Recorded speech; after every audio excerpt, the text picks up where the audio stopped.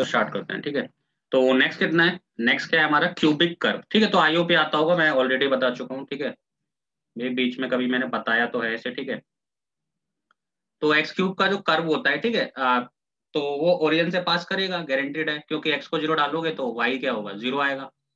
तो ये तो गारंटीड है कि पासेस थ्रू जीरो जीरो, सही बात है, ठीक है। अब मैंने क्या किया, एक्स को डाला, मान लेते हैं 1, तो वाई कितना आएगा, 1 का क्यूब 1 आएगा।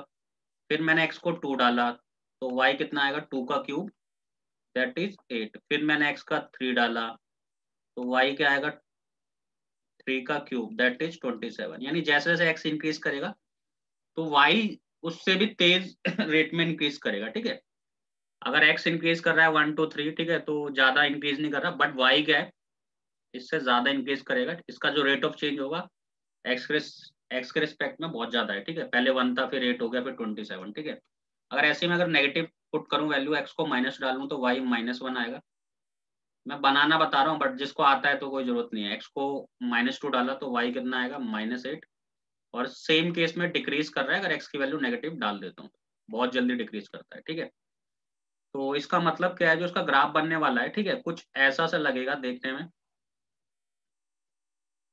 ये एक्स एक्सिस है, वाई एक्सिस है, मतलब एक्स जैसे बढ़ेगा तो बहुत फास्ट रेट से वाई बढ़ेगा, तो ऐसा कुछ बनेगा इसका ग्राफ, ठीक है। ओरिजिन से क्या करेगा, पास करेगा। तो जो फैन का ब्लेड होता है, ठीक है, जो स्टैंड वाला फैन होता है ना, उसका ब्लेड है ये, ठीक है, याद रखना, उसका ब्लेड इसी टाइप का होता है, ठीक है। तो ये हो गया कर्व किसका, y equal to x cube का, ठीक है। तो आई थिंक ये क्लियर है, आगे बढ़ते हैं, लिख लो इसे। क्यूबिक कर्व है, ठीक है, y equal to x cube का, ओरिजिन से पास कर रहा है। तो पॉइंट नंबर हो गया हमारा 5th। अब बढ़ते हैं पॉइंट नंबर 6 की तरफ। तो पॉइंट नंबर 6 तो बहुत ईजी है, जो y equal to sine x का कर्व है। तो साइन एक्स का कर्व तो सबको याद होगा, ठीक है, फिजिक्स में भी आता रहता है और मैथमेटिक्स में तो आएगा ही, ठीक है। ये एक्स एक्सिस है और ये क्या है, वाई एक्सिस है। ये 0 है, ये 1 है, ये -1 है,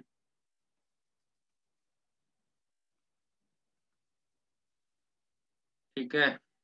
और यहाँ पे लिख देते हैं पाई, यहाँ लिख देते हैं 2 पाई, यहाँ लिख देते हैं -पाई, और यहाँ -2 पाई, और यहाँ -3 पाई/2, और यहाँ -पाई/2, पाई/2 और 3 पाई/2। तो पाई पे वैल्यू 0 होती है, ठीक है, साइन एक्स के कर्व की, और पाई/2 पे क्या होती है, मैक्सिमम होती है, ठीक है। तो चलो फिर ड्रॉ करते हैं।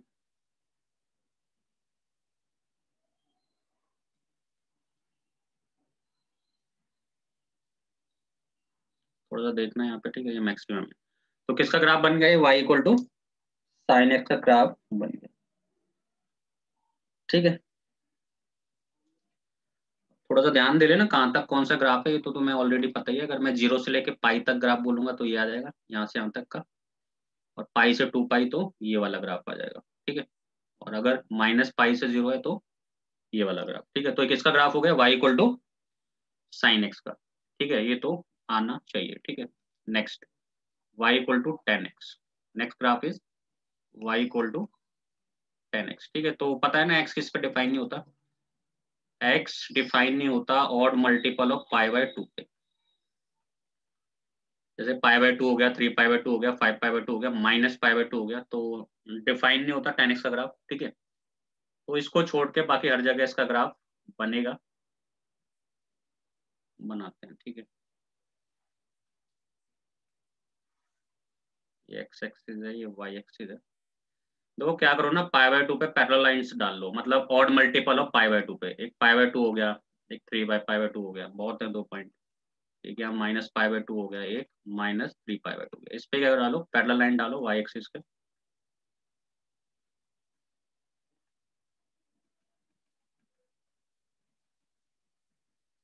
और पाई पे 0 होता है, यहाँ कहीं पाई आएगा 0 हो जाएगा, यहाँ पे कहीं -पाई आएगा 0 आएगा, और 0 पे 0 तो होता ही है, ठीक है।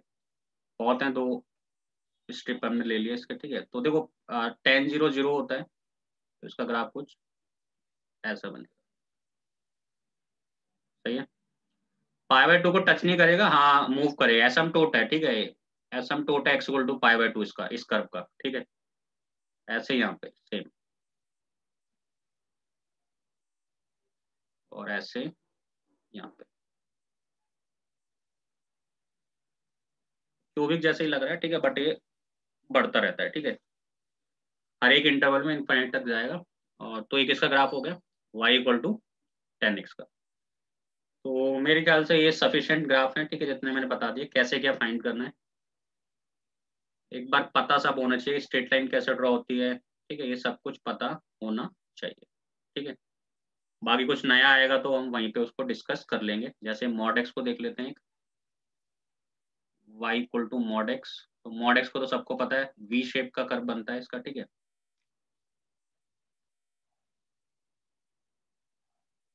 एक्स एक्सिस है, वाई एक्सिस है, वी फॉर विक्ट्री, ठीक है। तो ये वी शेप का इसका कर्व बनता है y equal to mod x का, ठीक है।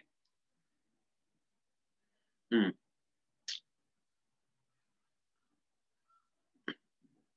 ठीक है। तो यहाँ तक क्लियर है कि सबको, ये बता दो, फिर हम बढ़ते हैं आगे, ठीक है। अब मैं चैप्टर स्टार्ट करने वाला हूँ, ठीक है। तो ये सब फंडामेंटल था जो ऑलरेडी तुम्हें आना चाहिए था, बट मैंने एक बार रिकॉल करवा दिया, तो अब कोई प्रॉब्लम नहीं आनी चाहिए, ठीक है। तो इतना क्लियर है क्या, बढ़ेंगे आगे?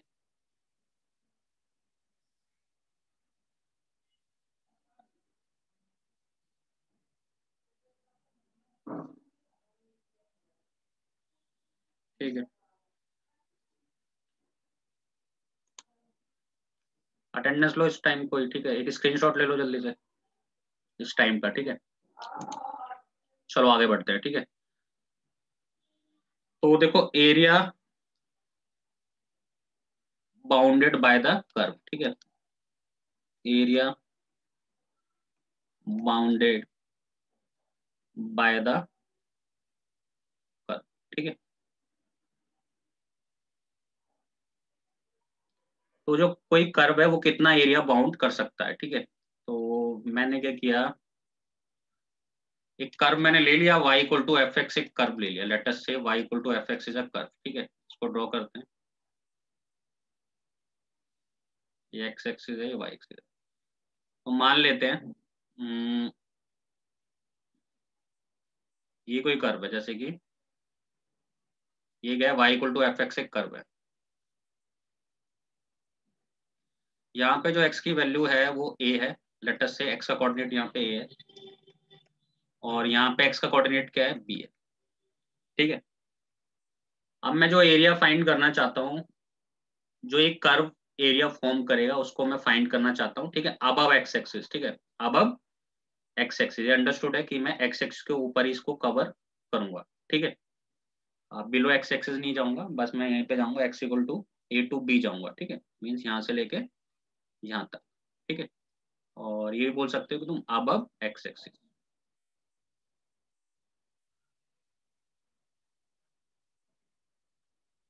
सही है।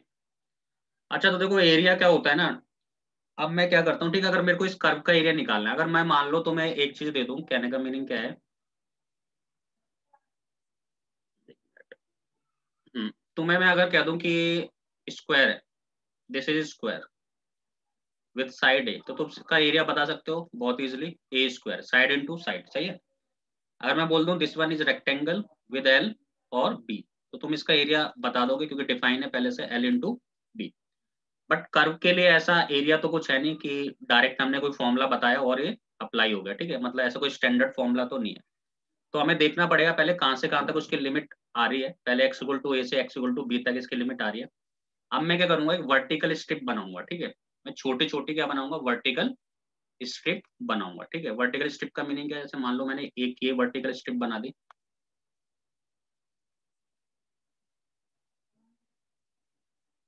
ये एक वर्टिकल स्ट्रिप मैंने बना दी, ठीक है।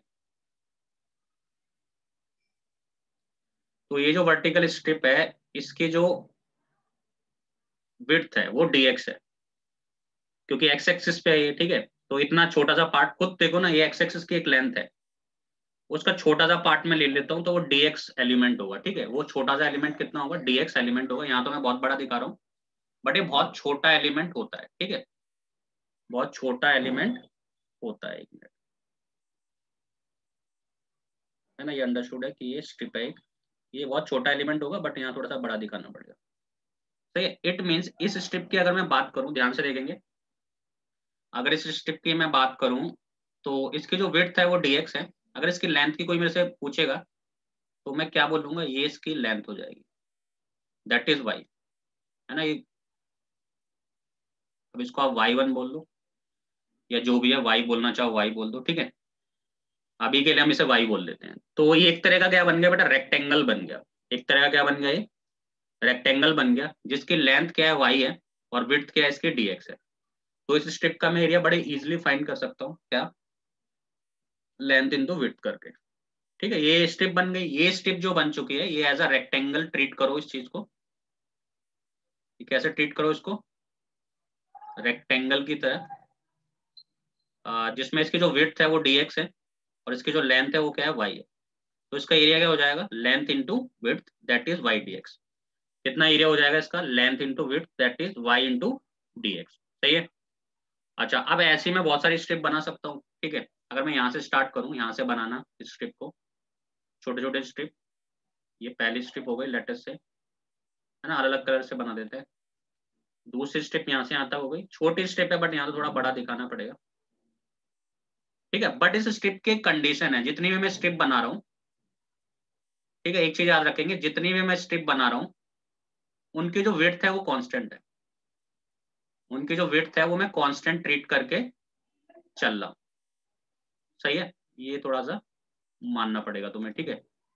dx है, सबकी विड्थ कितनी है, dx है। तो लिख देता हूँ वैसे, ठीक है, vertical strip, vertical strip with same width that is dx।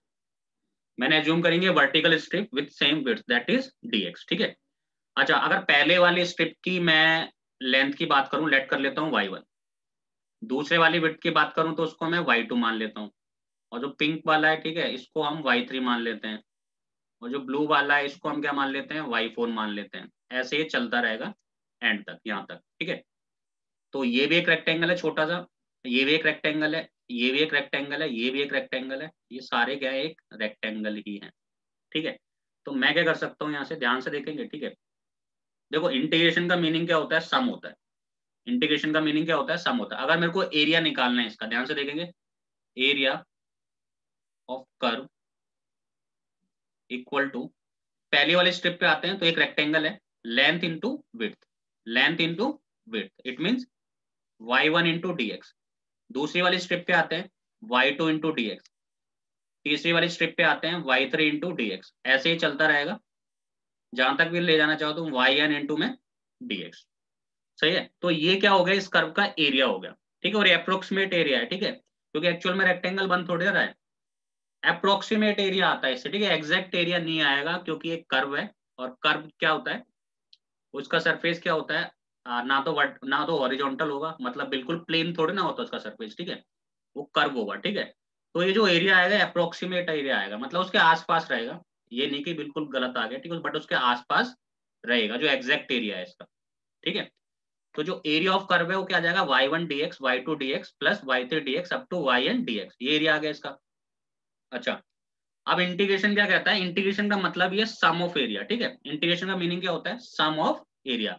जैसे मैंने इनडेफिनिट में बताया था तुम्हें, ठीक है, कि जो डेफिनेट में बताया था मैंने कि जो इंटीग्रेशन होता है वो एरिया को एक तरह से सम करता है, एरिया को क्या करता है, एक तरह से सम करता है।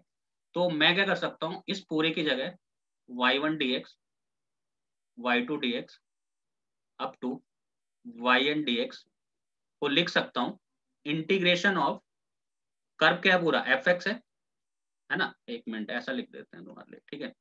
तो कर्व क्या है, fx है, उसकी जगह मैंने लिख दिया y dx, है ना। fx की जगह लिख दिया, ये अपनी लेंथ है, ये अपनी विड्थ है, टोटल कर्व है ना, y इंटू dx।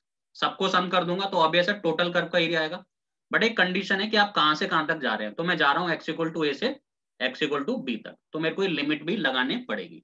तो मुझे लगाना पड़ेगा x equal to a to x equal to b तक अगर मैं जाता हूँ तो मेरे पास जो एरिया आएगा, मतलब जो मैं सम करके निकालूंगा स्ट्रिप को, जो वर्टिकल स्ट्रिप मैंने बनाई है उनका एरिया का अगर मैं सम करूंगा तो मुझे क्या मिलेगा, x equal to a to x equal to b y d x. ठीक है, but it is approximate area, बहुत पास का है, एग्जैक्ट एरिया तो नहीं हो सकता क्योंकि it is not a horizontal और vertical curve like a rectangle और स्क्वायर। ठीक है, तो ये इसको ही डिफाइन, ये ही एरिया होता है। ठीक है, एरिया हम कर्व का ऐसे ही निकालते हैं और इसको ही हम एरिया बोलते हैं। तो कल को अगर इस कर्व का एरिया लिखना है तो मैं y1 dx y2 dx नहीं करूंगा, मैं डायरेक्ट क्या बोलूंगा, कहां से कहां तक जाना है, तो वो बोलेगा x इक्वल टू ए से x इक्वल टू बी तक जाना है और y dx लिखना है। अगर यहाँ पे x की लिमिट है याद रखना तो यहाँ dx आएगा, कल को यहाँ पे y की लिमिट आ जाएगी तो यहाँ पे dy आएगा, क्योंकि हम एरिया x एक्सिस के रिस्पेक्ट में भी निकाल सकते हैं और चाहे तो y एक्सिस के रिस्पेक्ट में भी निकाल सकते हैं। बट कौन कहाँ पे बेनिफिशियल है वो मैं बताऊंगा। ठीक है, तो यहाँ तक क्या क्लियर है क्या सबको? रिप्लाई करो जल्दी से, यहाँ तक क्लियर है क्या सबको? फिर हम आगे बढ़ते हैं। ठीक है,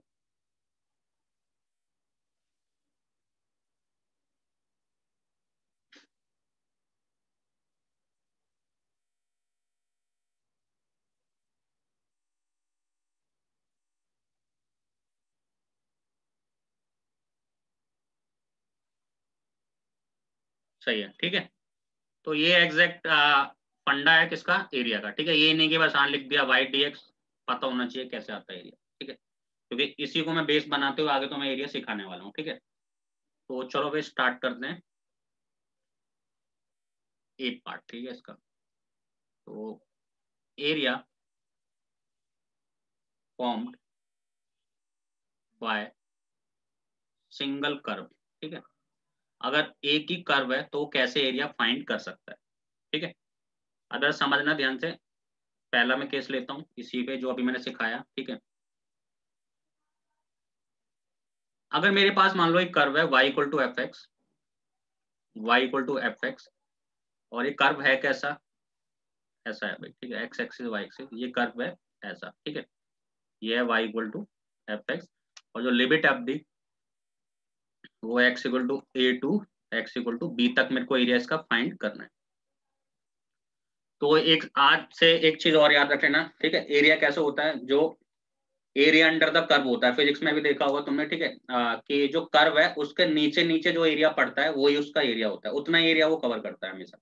तो अगर इस कर्व की बात करूं तो ये कर्व इसके नीचे का और जो इसकी लिमिट है उतना एरिया कवर करेगा। ठीक है, बट यहाँ पे एक चीज मेरे को मेंशन करने पड़ेगी, क्या, कि ये अब द एक्स एक्सिस है ना, ये चीज बोलना पड़ेगा, अदरवाइज ये नीचे तक चला जाएगा। ठीक है, तो मुझे क्या लिखना पड़ेगा, area formed by y equal to f x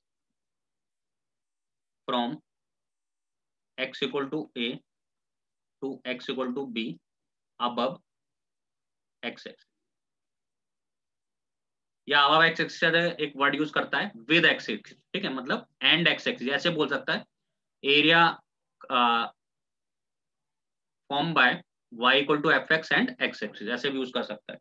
तो ये चीज मेरे को लिखनी पड़ेगी। तो आज से हम याद रखेंगे कर्व के नीचे जितना पार्ट आता है वो इसका एरिया होता है विद कंडीशन, जैसा वो देना चाहे कि कहां से कहां तक आपको जाना है। ठीक है, तो मैं इसका अगर एरिया लिखना चाहूँ कैपिटल ए, तो I can write as x equal to a to x equal to b y, है ना, वाई लिख दें डायरेक्ट, वाई डी एक्स। ठीक है, और हम ऐसे भी लिख सकते हैं इसको, कैसे, ए इक्वल टू, जरूर नहीं कि हम बार एक्स इक्वल टू ए लिखाएं। ठीक है, बार बार दिखाएं जरूरत नहीं है, क्योंकि हमें अंडरस्टूड है ए से बी, क्योंकि पीछे dx लिखा है, और y की जगह में एफ एक्स भी लिख सकते हैं अगर चाहें तो। ठीक है, क्योंकि एफ एक्स और y एक ही बात है। तो ये हो गया इसका, इस केस के लिए एरिया हो गया। अगर सिंगल कर्व कोई एक्स के साथ एरिया बनाता है तो वो इस टाइप से बनाता है। सही है, तो ये ए पार्ट हो गया हमारा। ठीक है, देख लो इसे। ठीक है,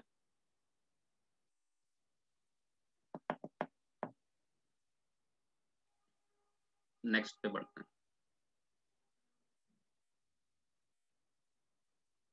बी, बी पार्ट। देखो कभी अगर ऐसा मिल जाए, जैसे मैं कर्व, इस बार सेम केस है बट इस बार मैं कर्व थोड़ा सा अपोजिट कर देता हूँ, कहने का meaning area formed by curve y equal to f x from x equal to a to x equal to b below x axis. ठीक है, कंडीशन दिखा रहा हूँ यहाँ पे मैं क्या कहना चाह रहा हूँ। ठीक है, ये जो कंडीशन वैलिड है इस कर्व के लिए वैलिड है। ठीक है,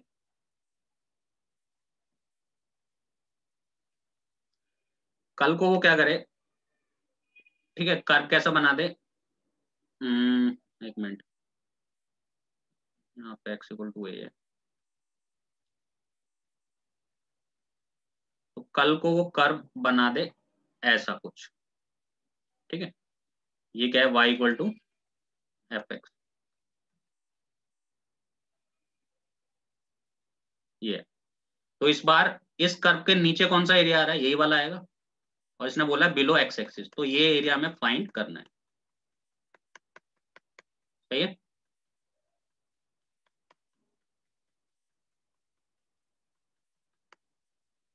तो देखो इसका एरिया जो होगा, अगर मैं एरिया की बात करूं इसके, ठीक है, तो मैं क्या लिखूंगा, ए से बी वाई डी एक्स लिखूंगा ना, y equal to f x है या एफ एक्स डी एक्स, एक ही बात है। बट होगा क्या ना, ये एरिया नेगेटिव आ जाएगा, मतलब ये, क्योंकि ये तो किसके बिलो है, एक्स एक्सिस के बिलो है, तो ऑब्वियस है नेगेटिव आएगा ये। ठीक है ना, ये क्या आएगा बेटा, नेगेटिव आएगा। बट हमें तो एरिया फाइंड करना है, हमें तो क्या फाइंड करना है, एरिया फाइंड करना है, तो इस केस में आप इस पे मॉडुलस लगा देंगे। क्या लगा देंगे, मॉडुलस। ठीक है, तो जो रिक्वायर्ड एरिया होगा, अगर मैं बोलना चाहूँ तो वो क्या होगा, modulus of a to b y d x. दो काम कर सकते हो तुम, या तो पहले वाई को ऑटोमेटिकली नेगेटिव ले लो पहले से जो कर्व है, या सिंपल मॉडुलस लगा दो। तो मॉडुलस बेस्ट तरीका है, मुझे पता है एरिया नीचे आने वाला है ना, एक्स एक्सिस के बिलो है, तो ऑब्वियस है नेगेटिव रिजल्ट देने वाला है। बट हमें तो एरिया निकालना है, एरिया नेगेटिव थोड़ा ना होता कभी, एरिया होता ही नहीं -2 सेंटीमीटर स्क्वायर कभी भी। तो हमें क्या निकालना है, एरिया निकालना है, तो इसलिए मैं इस पे एक मॉडुलस लगा दूंगा, एब्सोल्यूट वैल्यू निकालूंगा ताकि ये पॉजिटिव आ जाए। सही है, ठीक है, ये वाली बात ठीक है। तो अगर नीचे कभी कर्व आ जाए और एरिया तुम्हें चाहिए हो, तो उस पर मॉडुलस जरूर लगाना पड़ेगा तुम्हें, अदरवाइज वो नेगेटिव आ जाएगा, और नेगेटिव एरिया होता नहीं है कभी भी। ठीक है, और स्ट्रिप बनाना याद रखना हमेशा, कभी भी एक्स एक्स के साथ चल रहे हो तो वर्टिकल स्ट्रिप बनती है हमेशा, एक्स एक्सिस के साथ जाओगे तो वर्टिकल स्ट्रिप बनेगी हमेशा। ठीक है, अब बढ़ते हैं आगे, तीसरा केस लेते हैं। ठीक है, केस नंबर थर्ड। ठीक, अब ऐसा कुछ कर्व है, ठीक है, तो लिख देता हूँ बस direct, area formed by curve. ठीक है, तो curve y equal to f x, और कंडीशन कुछ ऐसी है, कैसी, ऐसी है कुछ। ठीक है, मान लेते हैं ये कोई कर्व है, चलो यहाँ से स्टार्ट कर लेते हैं इस बार। ठीक है, ऐसा कुछ कर्व है, साइन एक्स का कर्व नहीं है, बट ये कुछ कर्व ऐसा ही है, ऐसा कर लेते हैं। ठीक है, ये मान लेते हैं एक्स का ए है, ये एक्स का बी है, ये पॉइंट एक्स का सी है, ये पॉइंट एक्स का डी है, और ये पॉइंट एक्स का ई है, और ये पूरा कर्व क्या है, y equal to f x है। अब इसका मुझे एरिया फाइंड करना है। सही है, तो क्या करते हैं, इस पार्ट को A1 बोल देते हैं एरिया, इस पूरे पार्ट को A2 बोल देते हैं, इसको A3 बोल देते हैं, इसको A4 बोल देते हैं। तो जो रिक्वायर्ड एरिया मेरा होगा, जो मेरा एरिया होगा वो कैसे होगा, जरा ध्यान से देखेंगे। पहले मैं ए से बी तक जाऊंगा, ए से एक्स की वैल्यू है, ए से बी तक वाई डी एक्स। सही, कर्व तो सेम ही है, वाई डी एक्स। ठीक है, फिर मैं कैसे जाऊंगा, प्लस बी से सी तक वाई डी एक्स, फिर जाऊंगा सी से डी तक वाई डी एक्स, और फिर जाऊंगा डी से ई तक वाई डी एक्स। सही है, तो जो ए से बी तक एरिया है उसको मैंने A1 बोला है।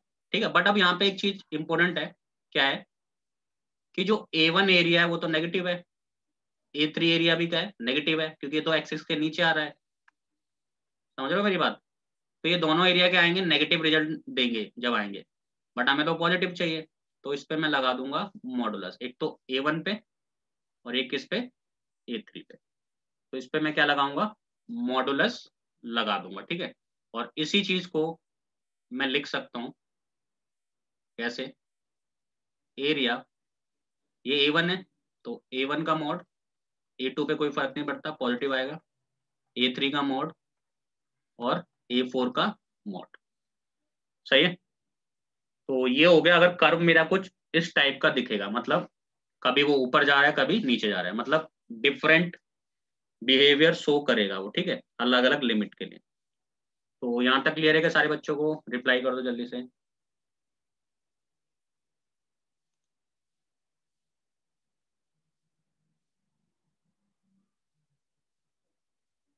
ठीक है।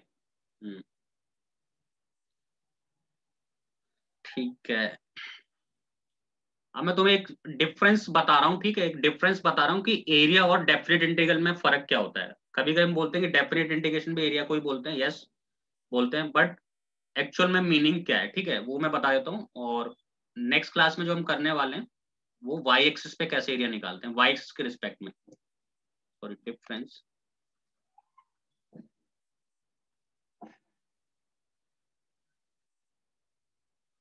Between definite integral and area, ठीक है। छोटा सा डिफरेंट है, बहुत ही माइनर सा डिफरेंस है, सॉरी डिफरेंस है। मैं क्या बोलता हूँ बेटा कि मैं बोलता हूँ -π/2 से π/2, एक मिनट, -π/2 से पाई तक जाते हैं, ठीक है, -π/2 से पाई तक जाते हैं। और यहाँ लिखता हूँ मैं sin x dx, एक इंटीग्रल है आई। सही है। इसको सॉल्व करते हैं। साइन का इंटीग्रेशन क्या होता है, -cos x होता है, -π/2 से पाई। सॉल्व करते हैं इसको, अपर लिमिट डालते हैं cos pi, minus of lower limit डालते हैं cos ऑफ -π/2। सही है, सॉरी, ठीक है, ऐसे लिखेंगे, अपर लिमिट डाली minus of minus lower limit डाली, बट कॉस को तो कोई फर्क पड़ता नहीं है, कॉस तो खा जाएगा नेगेटिव इसका, पहले तो ये माइनस माइनस हो जाएगा प्लस, और कॉस ऑफ -π/2 खा जाएगा नेगेटिव हो जाएगा, ठीक है। कॉस पाई की वैल्यू कितनी होती है, -1 होती है, तो माइनस ऑफ -1 कॉस π/2 0 होता है। तो आंसर कितना आ गया बेटा, 1 आ गया, ठीक है। तो अगर इस इंटीग्रल की मैं वैल्यू की बात करूं तो आंसर कितना आ जाता है मेरा, 1 आ जाता है। बट हम डेफिनेट इंटीग्रेशन को बहुत टाइम बोलते हैं कि इसका एरिया है, ये इसका क्या है, एरिया है। अब एरिया भी देख लेते हैं, इसका एरिया कितना आता है, ठीक है। तो इसके लिए मैं बनाना चाहूंगा इसका ग्राफ y = sin x और इसी लिमिट के अंदर।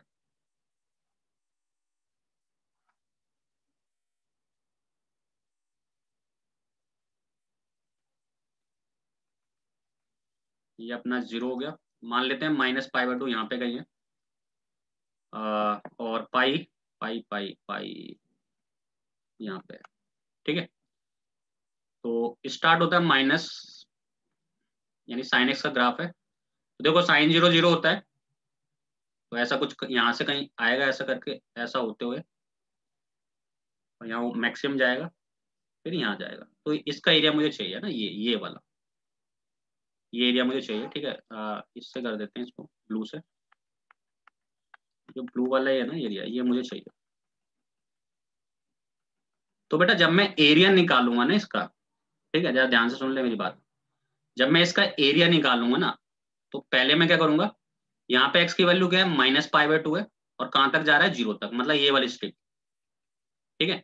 तो पहले लिखूंगा मैं -π/2 से 0, और कर्व तो sin x ही है, sin x dx है ना, वो थोड़ा ना बदलेगा, प्लस फिर मैं जाऊंगा 0 से लेके पाई, कर्व तो sin x ही है, तो sin x dx। बट यहाँ पे मेरे को क्लियर कट दिख रहा है ये एरिया तो नेगेटिव आने वाला है, बट एरिया तो नेगेटिव होता नहीं कभी, ये जो वैल्यू आने वाली है नेगेटिव आएगी, बट एरिया नेगेटिव होता है क्या, नहीं। तो इस पे मुझे मॉडुलस लगाना पड़ेगा, इस पे क्या लगाना पड़ेगा, मुझे मॉडुलस लगाना पड़ेगा, ठीक है। अब मैं इसको करूंगा सॉल्व, तो सॉल्व करता हूँ।